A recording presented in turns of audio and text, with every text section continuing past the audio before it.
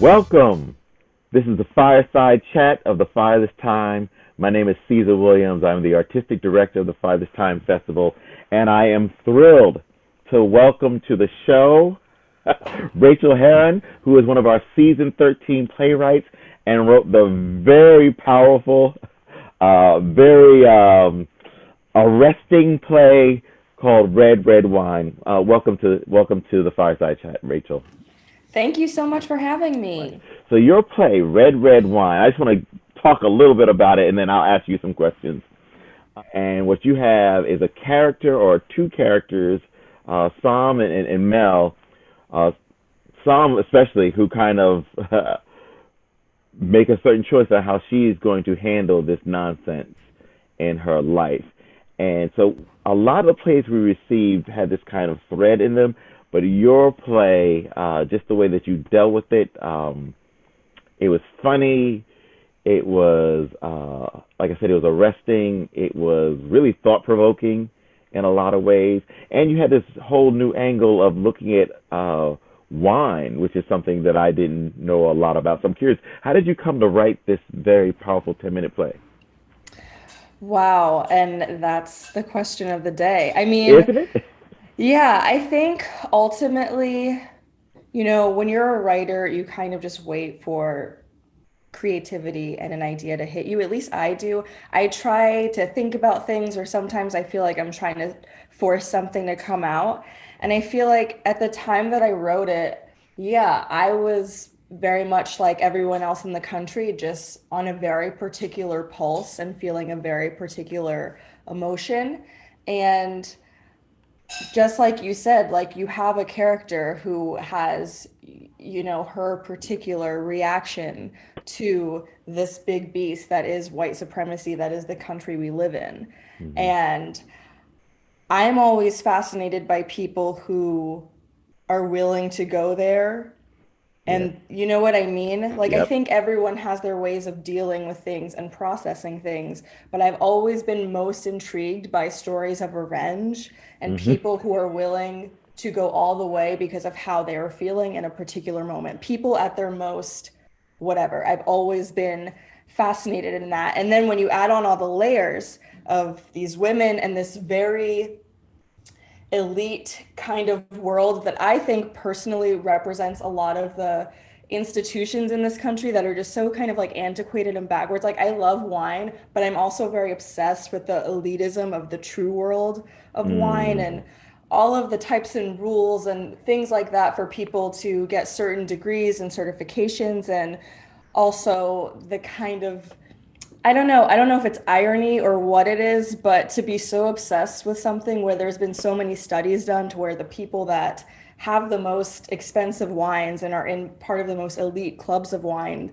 have been duped before by people who make phony wines. There's this great documentary of this person who really like infiltrated the wine world and just Hmm. like sold a bunch of really expensive phony labels to Oh people who wow. hundreds of thousands of dollars. So it's also like, wow, this world is so elite and like tightly wound and like very white, but it's also like so full of it. You know what I Hmm. mean? So just like really being a disruptive force in that world in particular, I just felt like it all really like hit me and spoke to me. And Wow.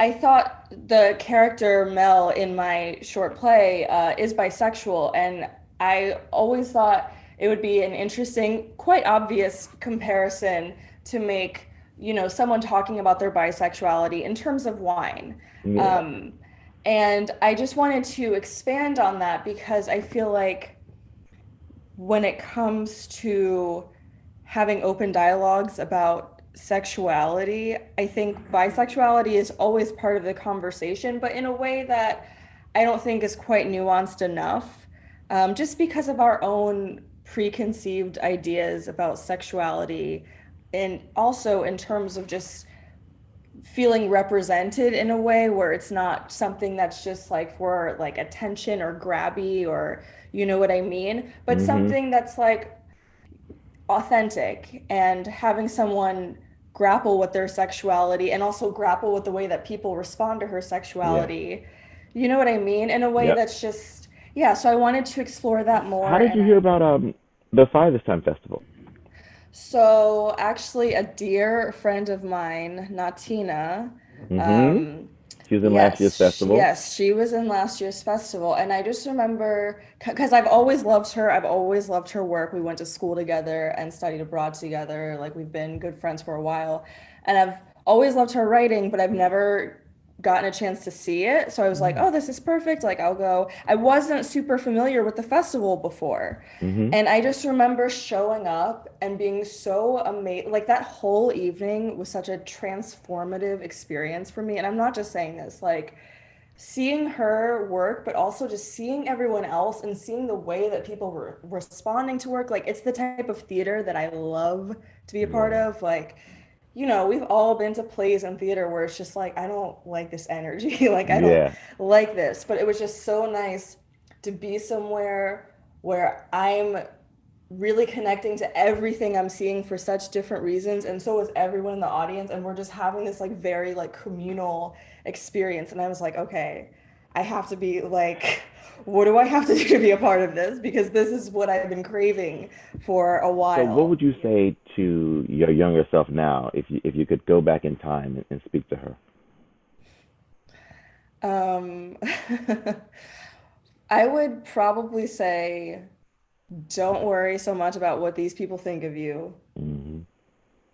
because you are going to be living the best version of yourself one day and not thinking twice about them. And in fact, like most of them aren't doing good. So no, stop. I'll stop being petty. But Hey, I'm very just petty, so don't worry about it. yeah, when you're able to be your most authentic self, you're going to be so happy and that's Mm-hmm. going to come. So just don't worry so much about this because it's not Yeah. going to matter. Because I honestly, last year's festival was the first time I had seen so many different types of Black people on stage.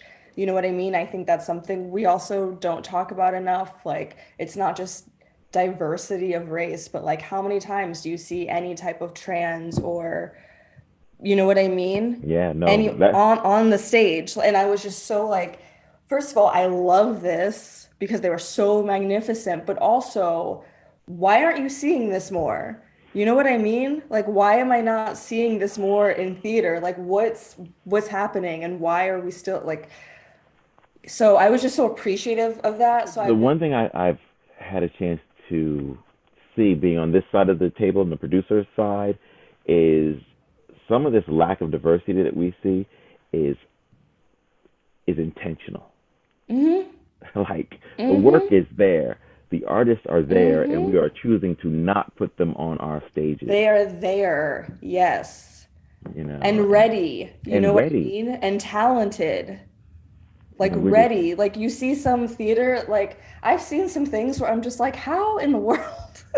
You know what I yeah. And I mean, so we had a mission last season to try mean? to work through some of that, um, even with our limited resources and our limited experience, and but just it just didn't make any sense to sit there and do nothing.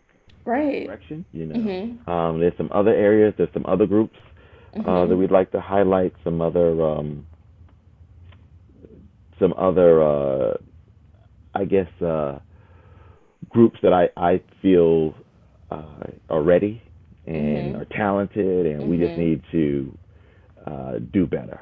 It's Mm-hmm. not going to be perfect, but we could just try to do better each and every time. Mm-hmm. So that's it. It's been a joy to have you sit by the fire with me, and I am so looking forward to this season. Again, thank you so very much for blessing us with your tremendous talent and your work. And definitely, if you do anything, share it with us. We'll definitely share it with the community. And I just want more people to know you and how wonderful you are. Oh, thank you so much. That was so nice. No, no, you definitely deserve it, every bit of it. And so that's it. So, everyone, thank you for watching this episode of the Fireside Chat. Again, we had season 13 playwright Rachel Herron on with us. We'll be showing or producing her play Red Red Wine in season 13 of the Fire This Time Festival. Thank you, everyone, and good night.